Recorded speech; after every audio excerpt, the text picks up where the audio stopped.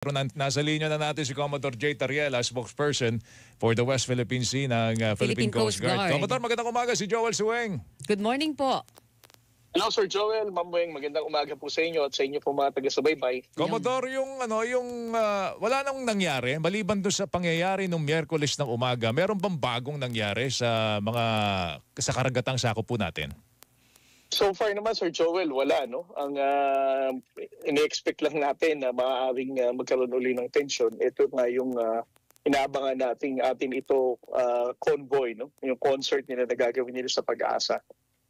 This is the reason why the commandant, no, Admiral Ronnie Hilgavan, has already directed the deployment of DRP Melchor Aquino. Gaya na sinabi ko noong nakaraang linggo, no, we will be deploying 197-meter vessel. And of course, yung 44-meter vessel, ito yung DRP Malapascua naman. Karaniwan po ba na talagang source ng tension yung ganitong atin ito coalition, yung movement po nila na nagpapadala ng mga bangka dyan sa karagatan ng WPS? Alam mo, sa totoo lang, Ma'am Weng, no? Ang Chinese government is really having a hard time how they will react dito sa civil society, no? Alam naman natin na ang China is not a democratic government.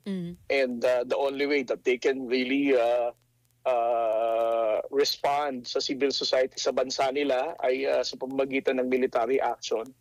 But for us, siyempre hindi nila magagawa yan dahil we are a democratic country and these are civil society movement na sa ating gobyerno. We are of course allowing them to do this dahil tayo ay isang malayang bansa.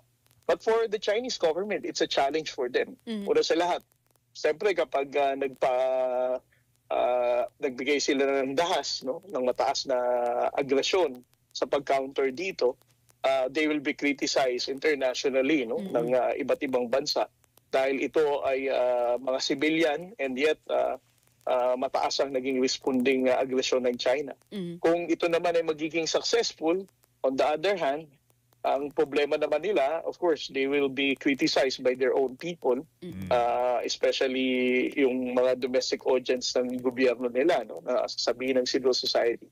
We are really free, particularly itong atin ito, na they were successful in doing so. Sa nakaraang dalawang atin ito convoys, no? Yung una nga is yung bumalik yung Kapitan Oka. Pero yung pangalawa, maalala mo, Sir Joel, Ma'am Weng, ito yung pumunta sa BDM, kung saan we reported that more than 50 Chinese maritime forces combined were deployed by the Chinese government. It is a clear evidence na ang China talagang nagkakaproblema talaga sila how they will prevent the atin ito coalition in completing their mission, no? Yung activity nila. Ano magiging postura ng Coast Guard dito sa pagbabantay dun sa ating sa ating civilian mission na yan? Medyo malayo ba kayo, Commodore? Well, we are going to maintain safe distance, no? We don't want to be the reason naman kasi alam din naman natin, Sir Joel, na ang presensya ng Philippine Coast Guard is also China Coast Guard magnet, no? Baka kami mismo ang magdala ng presensya ng China Coast Guard dito sa civil society na to. So we will be, every once in a while, we're going to calibrate our distance, no? Kung sa tingin namin ang China Coast Guard ay lumalapit sa kanila, then that will be the time na we will come up with movement na magbablock para ilayo ang China Coast Guard sa kanila. Kung sa tingin naman namin na kami ang talagang dahilan kung bakit nadadrag namin itong China Coast Guard vessels palapit sa kanila, kami naman ang didistansya. So there's no fixed deployment kung anong magiging movement natin dito, Sir Joel. Pero naka-ready din po yung air assets nyo, Commodore, para mabantayan ng mas maganda-ganda yung ating na to coalition. Yes, Ma'am Weng, no? The Commandant also prepared 2 Coast Guard aircraft, no? Na magpalitan para sustain ang ating effort sa pag-monitor ng paggalaw na itong mga Captain Oka at ng mga fisher folks na napabalitang sasali dito sa atin ito concert. Gano'n po ba kadelikado yung susuungin noong atin ito coalition dyan sa Pag-asa Island? Pakibigay nga po sa amin ng detalye. Kung halimbawa, ilan ang dadat na nila doon na barko ng China?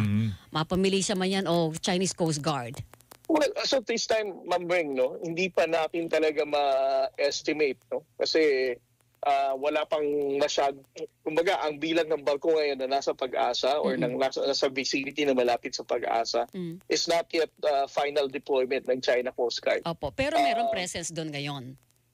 Well, kung titingnan mo, Ma'am Weng, of course, it will be easier for them to direct their deployment of vessels dahil malapit lang dito yung Subi Reef, no?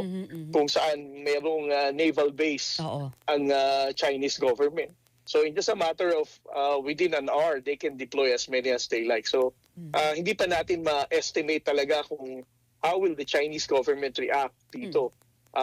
And of course, kailangan natin ding i-highlight, Ma'am Weng, ang presensya ng ating mga kasamahan dito na media, local and international, ang talagang magdodokumento how would the Chinese government would aggressively react or prevent ating ito coalition in completing their concert activity. Nabanggit nyo na rin yung estima o yung pagsukat.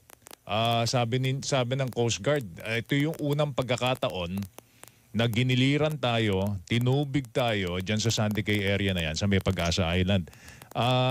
Anong basa ninyo, Commodore? Kasi sa ibang mga lugar, ma-aggressive sila, di ba? Pero dito sa Pag-asa, hindi sila ganun ka-aggressive. Pero first time, nung Miyerkules, naging aggressive. Anong basa ninyo dyan? Bakit ganyan na nagiging asta ngayon ng China dyan sa lugar na yan? Well, Sir Joel, every time na magkakandak tayo ng marine scientific research dito sa Pag-asa case, no, na napapaloob sa territorial sea ng Pag-asa, talaga namang may expect natin na ganito lagi yung response ng China. No? The only difference is that before, ang hinaharas lang nila mismo is yung mga small boats natin. No? Maalala mo, Sir Joel, first quarter of the year, meron tayong mga regional inflatable boats na sakay ang mga marine scientists at ang ginawa ng China Coast Guard ay ng PLA Navy actually. Binaliparan sila ng PLA Navy helicopter, over at a very low altitude. So etong mga nakaraang insidente natin na to, sabi natin, every time na meron tayong research na ginagawa dito, talagang mataas ang agresyon.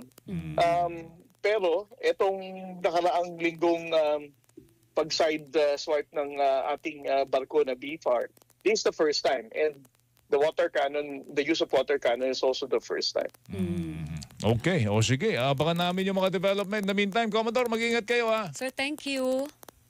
Thank you, Sir Joel, Ma'am Weng. Mabuhay po kayo.